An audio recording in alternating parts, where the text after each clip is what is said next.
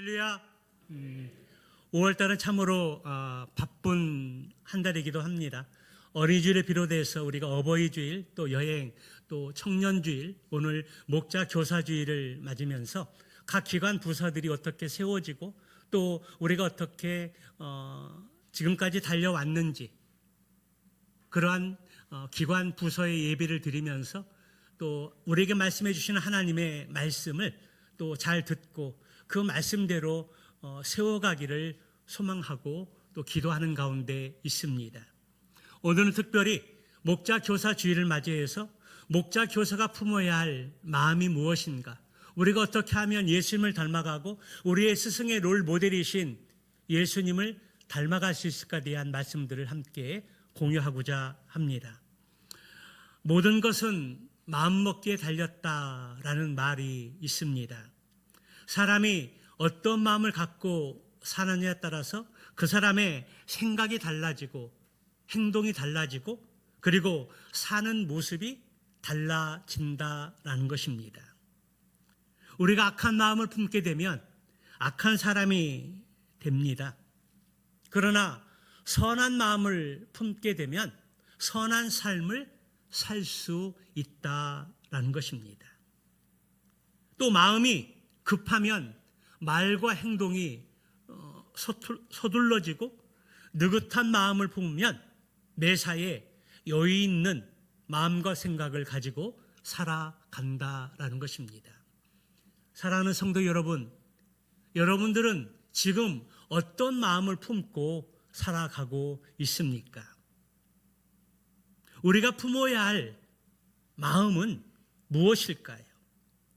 오늘 특별히 목자 교사 주일을 맞이해서 우리 목자 교사들은 품어야 할 마음이 무엇인가, 더 나아가서 우리 성도들 또한 오늘 말씀을 통해서 우리가 품어야 할 마음이 무엇인가에 대해서 함께 살펴보면서 은혜를 받고자 합니다.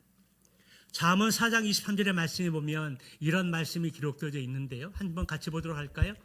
모든 지킬 만한 것 중에 더욱 내 마음을 지키라. 생명의 근원이 이에서 남이니라. 지혜왕 솔로몬은 내 마음을 지키라고 말하면서 마음의 중요성을 강조하고 있습니다. 오늘 본문에서 바울은 빌립보 교회 성도들에게 그리스도 예수의 마음을 품으라고 도전하고 권면하고 명령하고 있습니다. 여기 그리스도 예수의 마음이라는 것은 예수님처럼 착하게 생각하라는 뜻이 아닙니다. 헬라어의 의미로 그리스도 예수의 마음을 품으라고 하는 것은 예수님이 가지고 계셨던 삶의 태도와 가치관, 그러한 것들을 동일하게 가지라고 명령하는 것입니다.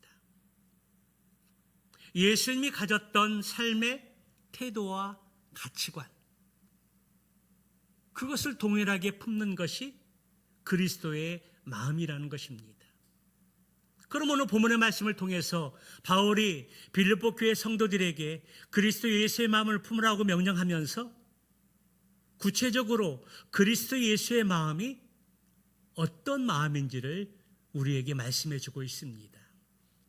첫째로 그리스도 예수의 마음은 겸손한 마음입니다. 6절의 말씀을 보도록 할까요? 같이 봅니다. 그는 근본 하나님의 본체시나 하나님과 동등됨을 취할 것으로 여기지 아니하시고. 여기 중요한 동사는 여기지 아니했다라는 말입니다. 이 말은 누가 시킨 것이 아니라 스스로 생각하지 않았다는 말입니다. 무엇을 생각하지 않았다는 말입니까? 하나님과 동등됨을 당연하게 생각하지 않았다라는 것입니다. 예수님은 자신의 이익을 위해서 어떤 것을 꽉 부여잡거나 고집하지 않았다는 말입니다. 그 어떤 것이 무엇입니까? 오늘 본문의 6절에서는 하나님의 본체입니다. 여기 본체라는 것은 하나님의 모습을 의미합니다. 이는 사물의 실제나 본질을 가르치는 용어로서 예수님은 하나님의 본질과 속성과 성품에 있어서 동일하시는 분으로서 예수님 자신이 바로 하나님이십니다. 바울은 예수님에 대해서 골로새서 1장 15절의 말씀을 통해서 어떻게 말하고 있습니까? 같이 볼까요? 그는 보이지 아니하는 하나님의 형상이시요 모든 피조물보다 먼저 나신 이시니. 오늘 15절에서 그렇게 말씀하고 있는데요. 또 혹은 왕권들이나 주권들이나 통치자들이나 권세자들이나 만물들이 다 그로 말미암고 그를 위하여 창조되었다라고 말씀을 하고 있습니다. 보이지 아니하는 것들을 창조하시되 하나님의 형상 모든 피조물보다 먼저 나신 분이신데 세상의 우주 만물의 주권자나 왕들이나 통치자나 권세자들 모든 피조물들이 그를 위해서 창조되었다라고 말하고 있습니다. 또한 사도 요한은 요한복음 1장 1절의 말씀을 통해서 태초에 말씀이 계시니라 이 말씀이 하나님과 함께 계셨으니 이 말씀은 곧 하나님이시라. 태초에 우주 만물이 창조되어질 때 말씀이신 예수님이 함께 우주 만물을 창조하셨고 말씀이 바로 곧 하나님이라는 사실들을 사도 요한은 그렇게 말씀하고 있습니다. 그렇습니다. 예수님은 어느 날 갑자기 인간으로 태어나신 분이 아니라 하나님으로 선지하신 분으로 이사야의 예언의 말씀처럼 하나님은 전능하신 하나님이시고 영존하시는 아버지이시고 평강의 왕이라는 사실들을 예언했습니다. 그런데 예수님은 존재 방식이나 양식을 자발적으로 하나님의 권세를 포기하고 거절했다라는 것입니다. 사람들은 자기의 권리를 유지하고 지배하려고 평생을 바쁘게 살아갑니다.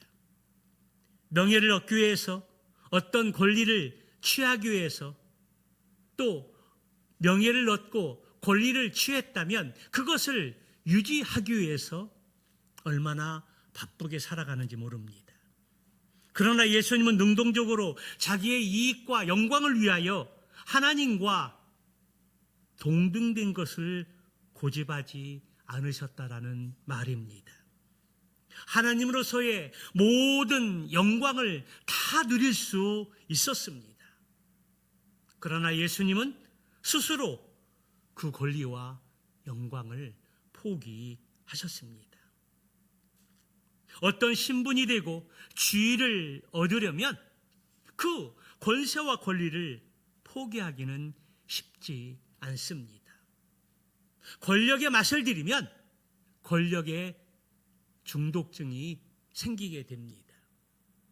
명예의 맛을 들이게 되면 명예욕을 끊을 수가 없다는 것입니다. 그러나 겸손은 마땅히 누려야 할 권세와 권리를 포기하는 생각에서 시작되는 것입니다. 예수님의 겸손은 낮아질 수 없는 하나님이 하나님과 동등됨을 취할 것을 여기지 아니하시고 포기하는 마음을 가지신 것입니다. 그래서 철학자 키에로 케고르는 이것을 한 시골 처녀와 사랑에 빠진 왕으로 비유하였습니다. 왕은 시골 처녀를 보고 사랑에 빠졌습니다. 처녀는 왕과의 혈통도 아니고 교육을 받지도 못했습니다. 누더기옷을 걸치고 시골 오두막집에서 사는 처녀였습니다. 그런데 어느 날 왕이 자맹을 나갔다가 처녀를 보게 된 것입니다. 순수하고 지고한 그 여인의 모습을 보게 된 것입니다. 그리고 사랑에 빠졌습니다. 어떻게 하면 그 여인과 결혼할 수 있을까? 자문관에게 도움을 청했습니다. 우선 명령을 내려 그녀를 왕비로 삼으라고 건의했습니다. 그러나 왕은 강요된 순종으로 사랑을 얻고 싶지 않았습니다. 다른 참모의 건의는 단숨에 결단하지 말고 먼저 처녀에게 주의를 내리라고 했습니다. 선물을 보내고 공주의 옷을 입혀 보석으로 치장해 준 다음 교육을 시켜서 일정 시간이 지난 다음 왕비로 삼으라고 말했습니다. 그러나 선물로 그녀의 환심을 사고 싶지 않았습니다. 고민을 거듭하다가 잠시 동안 왕의 권위를 포기하고 서민이 되어서 소녀가 사는 곳으로 가기로 결심했습니다. 그곳에서 같은 옷을 입고 같은 음식을 먹고 같은 환경에 살면서 그녀의 사랑을 얻기로 결심했습니다. 이와 같이 하나님의 신분을 버리고 모든 권리를 포기하고 낮아지시고 생각하신 것이 바로 예수님의 겸손입니다. 겸손은 마땅히 누려야 할 권리와 권세를 포기하는 마음으로부터 시작되어집니다. 목자가 목자의 대접을 받고 싶어하고 교사가 교사의 대접을 받고 싶어하면 하나가 될 수 없습니다. 사장이 투자한 만큼 대접을 받고 싶어하고 직원은 일한 만큼 대접을 받고 싶어하는 마음으로 가득 차 있으면 그 직장은 하나가 될 수 없다라는 것입니다. 그러나 자신의 권위와 권세를 포기하고 겸손한 마음으로 나아가게 될 때에 리더와 기관 부서가 하나 될 수 있고 원하는 목표를 이룰 수 있습니다. 예수 그리스도의 마음은, 두 번째 마음은 자기를 비우는 마음입니다. 우리 7, 8절의 말씀을 같이 보도록 할까요? 같이 봅니다. 시작. 오히려 자기를 비워 종의 형체를 가지사 사람들과 같이 되셨고 사람의 모양으로 나타나사 자기를 낮추시고 죽기까지 복종하셨으니 곧 십자가에 죽으심이라. 여기 비웠다라는 것은 자신의 모든 권리를 포기했다는 말입니다. 하나님의 존재 방식을 버린 것입니다. 그렇다면 예수님께서 무엇을 비우셨을까요? 하나는 종의 형체를 가짐으로 비우셨다는 말입니다. 예수님은 원래 하나님의 모습을 지니고 계셨지만 종의 모습으로 사람과 같이 되셨다는 것입니다. 하나님의 동등한 내적 본질을 가지셨지만 예수님의 실제 종의 본질과 특성을 지닌 사람이 되셨고 종이 되었다라는 말입니다. 종의 신분과 위치는 자신의 모든 권리를 포기하고 상실한 자입니다.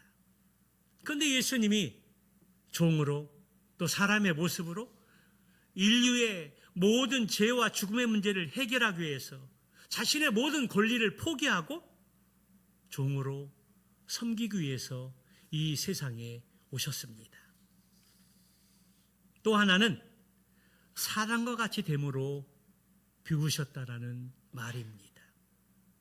사람이 될 수 없는 하나님이신 예수님이 사람과 본질적으로 동일하게 되었다라는 말입니다. 태초에 말씀이 계셨고 그 말씀은 하나님과 함께 계셨는데 그 말씀은 하나님이신 예수님이 육신이 되어 실제로 인간의 몸을 입고 말구 위에서 태어나셨습니다. 문둥이가 된 성자의 책에 보면 다미안이라는 사람이 나오는데요. 그는 문둥이들이 집단 수용된 모로카이 섬에 들어가서 복음을 전했습니다. 그러나 그곳에 문둥병자들은 다미안이 전하는 복음을 받아들이지 않았습니다. 자신들을 위해서 헌신하고 봉사해도 다미안의 마음을 믿어주지 않았습니다. 건강한 사람으로 병들고 불쌍한 우리를 돌보는 것이 그저 당신의 기쁨일 것이라고, 취미일 것이라고, 사치한 행위라고 비판하며 받아들이지 않았습니다. 그때 다미안은 어떻게 했을까요? 하나님 앞에 기도했습니다. 하나님, 저에게 문둥병을 허락하여 주시옵소서. 하나님, 저들과 동일하게 되고 동일한 환경 속에서 복음을 전할 수 있도록 저에게 문둥병을 허락하여 주시옵소서. 그리고 얼마 후에 그는 문둥병, 한센병이라고 하는 문둥병에 걸리게 되었습니다. 그때 그들은 감동하여 복음을 받아들이고 섬 전체가 예수님 믿는 천국으로 바뀌게 되어진 것입니다. 비유하자면 예수님이 인간이 되고 종이 되어서 십자가의 죽으심으로 우리의 죄의 문제와 죽음의 문제를 해결하시기 위해서 이 땅에 오셨습니다. 그것이 바로 하나님과 동등됨을 취할 것을 여기지 아니하시고 종으로 이 세상에 오신 것이 바로 예수님의 비움이라는 것입니다. 마지막 세 번째로 죽기까지 복종하는 마음입니다. 본문의 8절 중반절의 말씀에 보게 되면 죽기까지 복종하셨으니 곧 십자가에 죽으심이라. 여기 죽기까지 복종하셨다라는 이 말은 예수 그리스도의 겸손의 그 극치를 나타내는 것이고 그리스도의 완전한 순종을 의미하는 것입니다. 예수 그리스도께서 죽기 위해서 이 세상에 오셨습니다. 여러분, 죽기 위해서 이 세상에 온 사람들이 누구이겠습니까?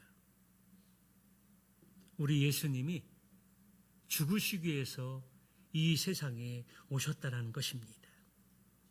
예수님은 하나님의 뜻에 따라 순종하여 자기의 몸을 십자가 희생의 제물로 내어주심으로써 인류의 죄를 대속하시고자 하셨던 것입니다.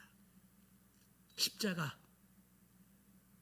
그 당시 로마 시대에서 십자가의 처형은 가장 수치스러운 사형 제도였습니다. 그래서 십자가는 노예나 죄수를 처형할 때 그리고 나라의 반란을 일으킨 사람들을 대상으로 사용하는 사형 도구였습니다. 그런데 창조주 하나님이 십자가에서 아무 죄가 없으신 예수 그리스도께서 종교 지도자들과 백성들에게 외면당하시고 죽기까지 복종하셔서 우리를 구원하셨습니다. 나와 같은 죄인을 구원하시려고 저주와 수치의 십자가에 달려 죽기까지 복종하셨다는 것입니다. 사랑하는 성도 여러분, 이보다 더 큰 하나님의 사랑이, 더 큰 사랑이 어디 있겠습니까?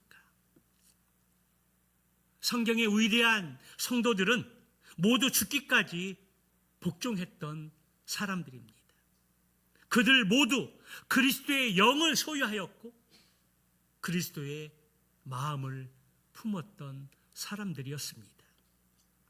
모리아산 위에서 아들을 제물로 드렸던 아브라함과 그의 아들 이삭은 하나님의 명령에 따라 죽기까지 복종하고 순종하는 모범을 보여주었습니다.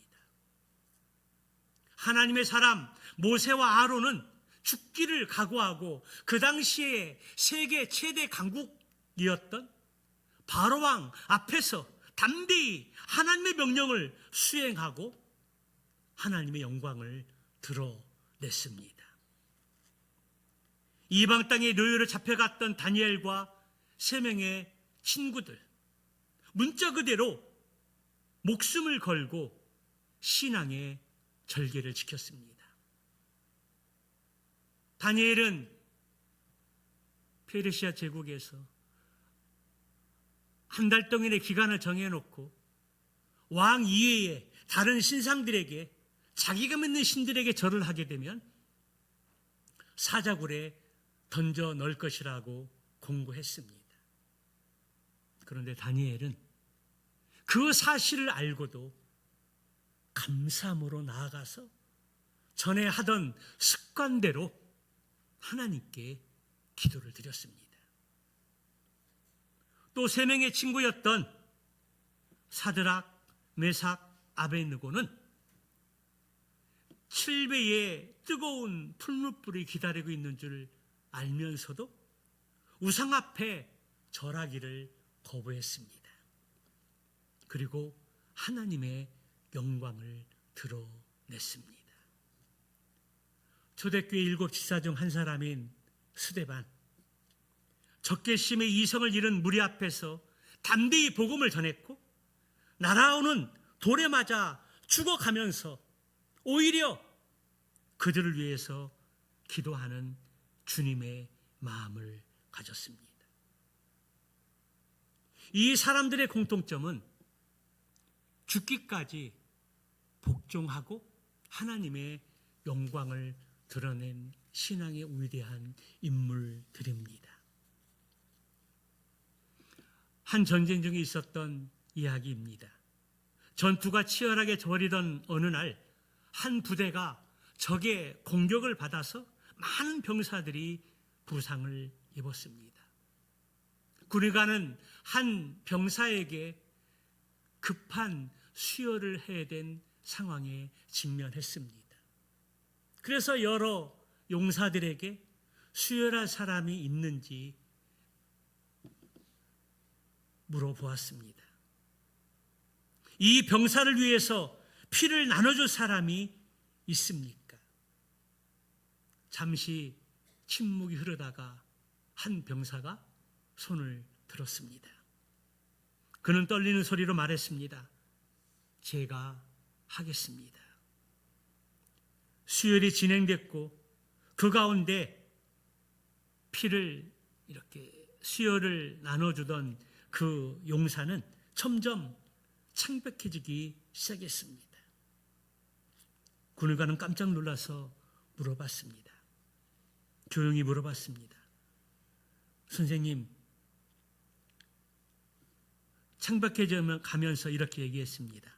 선생님, 언제 제가 죽습니까? 군의관은 깜짝 놀라서 왜 그런 질문을 하냐고 물어봤을 때 그 병사는 저는 제가 가진 피를 모두 주면 제가 죽는 줄 알았습니다. 그런데도 제 친구를 살리기 위해서 괜찮다고 생각했습니다. 그 병사는 친구를 살리기 위해서 자기의 생명을 내놓을 각오를 했던 것입니다. 우리 8절 말씀을 다시 한번 보도록 할까요? 같이 봅니다. 시작. 사람의 모양으로 나타나사 자기를 낮추시고 죽기까지 복종하셨으니 곧 십자가에 죽으심이라. 십자가의 죽음. 그 당시 가장 치욕적인 죽음이었고 아무 죄가 없으신 우리 주님께서 나의 죄 때문에 희생 제물이 되어 십자가에 죽기까지 복종하시고 순종하셨습니다. 구속사적으로 십자가는 인류 구원의 결정적인 순간입니다. 이 사건이 바로 예수 그리스도의 십자가의 사건입니다. 오늘 우리가 그리스도 예수의 마음인 겸손의 마음, 자기를 비우는 마음, 그리고 죽기까지 복종하는 이 순종의 마음, 이 마음을 품을 때 하나님께서 약속하신 말씀이 있습니다. 여러분, 그것이 무엇입니까? 하나는 하나님이 지극히 높여 주셨습니다. 낮아질 수 없는 분이 스스로 죽기까지 낮아지셨을 때에 하나님이 지극히 높여 주셨습니다. 이 말은 하나님께서 그리스도를 수치스러운 죽음의 자리에서 부활과 승천을 통해 영광이 이르도록 높여 주셨다라는 말입니다. 두 번째는 모든 이름 위에 뛰어난 이름을 주셨습니다. 이름은 그 사람의 신분과 권능과 실제적인 본질을 의미합니다. 우리가 한 사람의 이름을 들을 때 그 사람의 이미지가 떠오릅니다. 어떤 믿음의 삶을 살고 있고 지금 사회에서 어떤 활동을 하고 있고 그 마음의 중심이 어디에 있는지 그 사람의 이름을 들으면 어느 정도 짐작할 수 있습니다. 이름은 그 사람의 삶의 모습과 본질과 실제를 나타냅니다. 예수님이 인간과 종이 되었을 때 하나님은 예수님을 주라고 주가 되게 하셨습니다. 우리 11절의 말씀 한번 보도록 할까요? 같이 봅니다. 시작.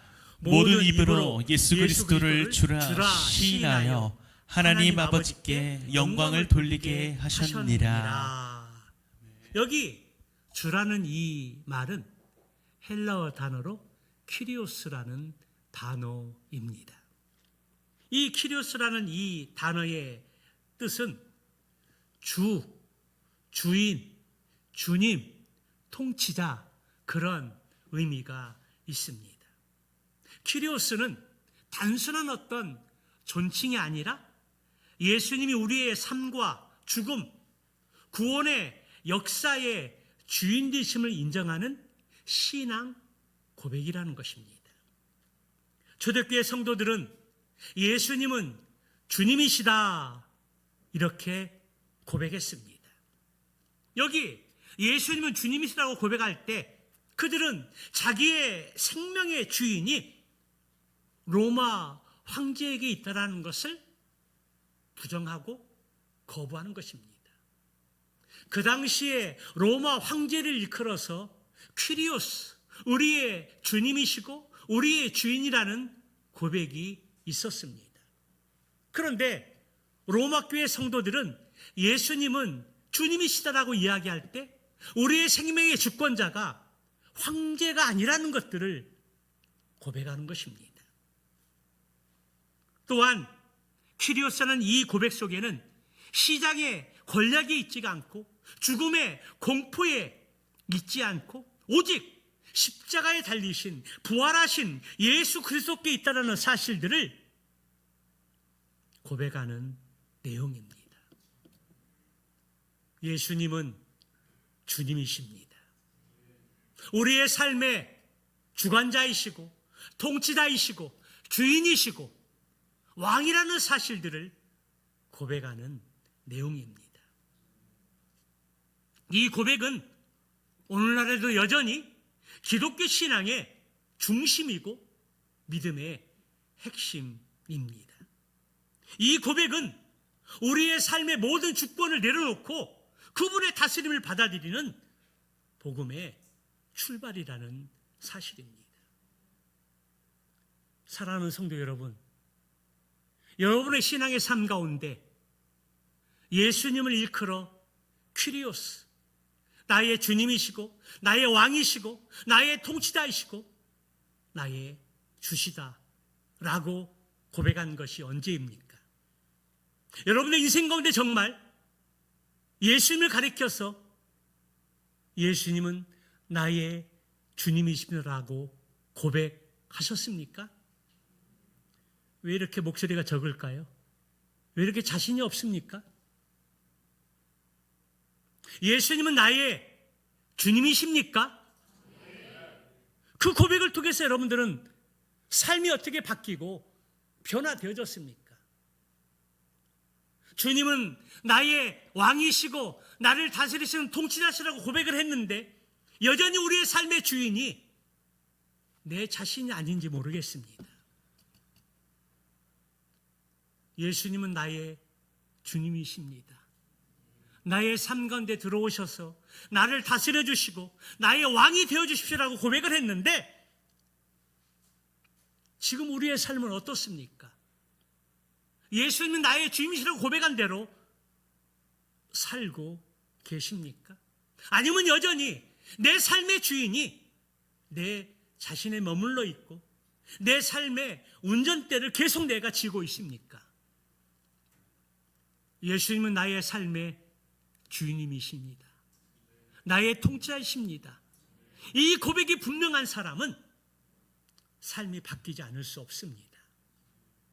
우리의 삶의 주권을 다 주님께 내어드리고 주님 말씀하시면 제가 순종하겠습니다라고 따라가는 제자의 삶을 살아갈 수밖에 없다라는 것입니다.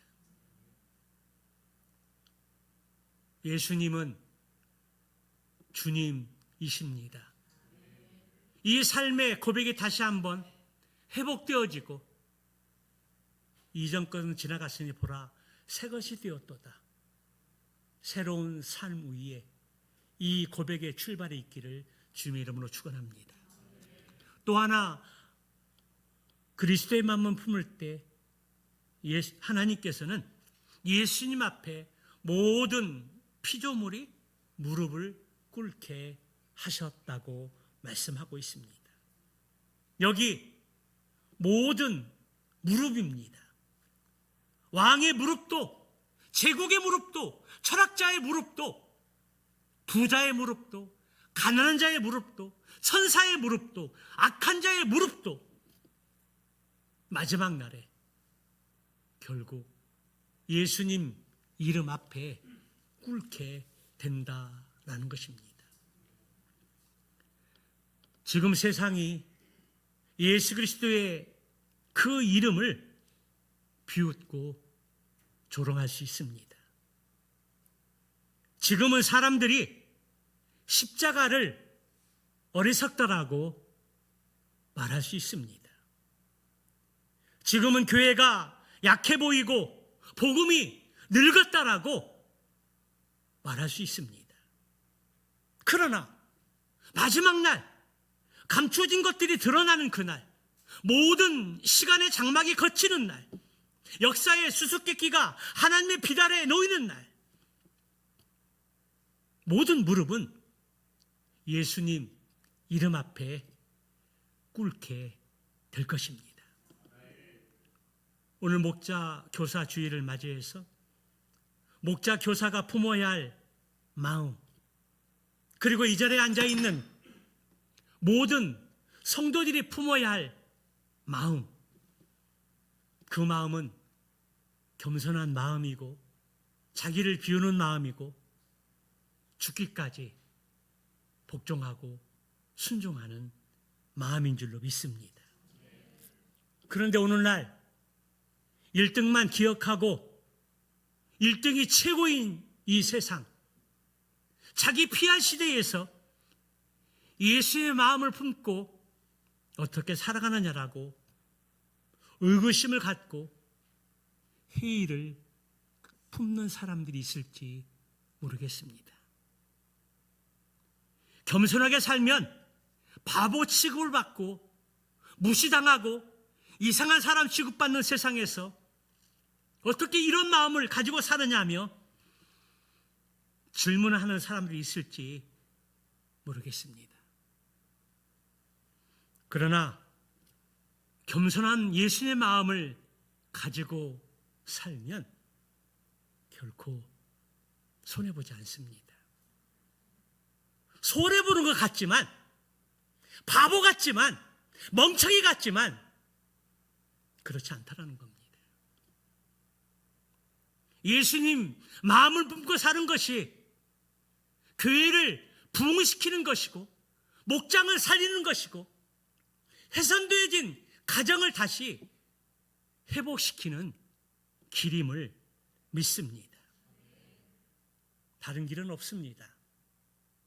예수님 마음을 품고 사는 것만이 바른 길이고, 우리가 가야 할 길이고, 그 길이 바로 희망이 있는 길인 줄로 믿습니다. 오늘 목자 교사 주일을 맞이해서 저의 동역자인 목자 교사들뿐만 아니라 모든 성도들이 오늘 본문을 통해 말씀해 주시는 그리스도 예수의 마음을 품고 주님이 주시는 사명을 잘 감당해서 교회가 다시 살아나고, 목장과 교회 학교가 다시 살아나고, 가정이 회복되어져서 다시 부흥으로 나아가는 교회가 될 수 있도록 주님의 이름으로 축원합니다.